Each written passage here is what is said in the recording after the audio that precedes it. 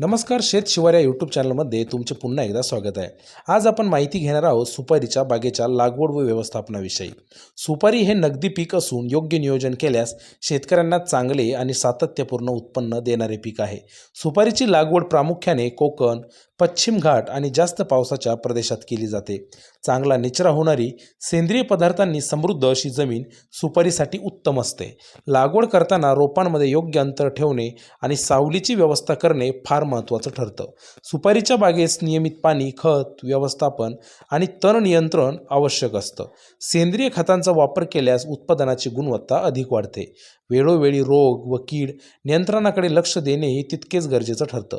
सुपारीचे झाड 5 ते 6 वर्षानंतर उत्पादन देण्यासाठी सुरुवात करतं आणि एकदा का बाग स्थिर झाली की अनेक वर्ष या बागेच्या माध्यमातून तुम्हाला भरघोस उत्पादन मिळत असतं. त्यामुळे ही बाग शेतकऱ्यांसाठी दीर्घकालीन उत्पन्नाचा विश्वासार्ह असा स्रोत ठरतो.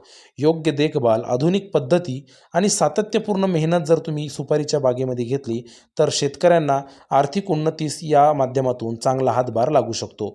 अशाच उपयुक्त आणि माहितीपूर्ण व्हिडिओसाठी शेत शिवार या यूट्यूब चॅनलला सबस्क्राईब करा, व्हिडिओ लाईक करा आणि आपल्या मित्रांनाही शेअर करा. धन्यवाद.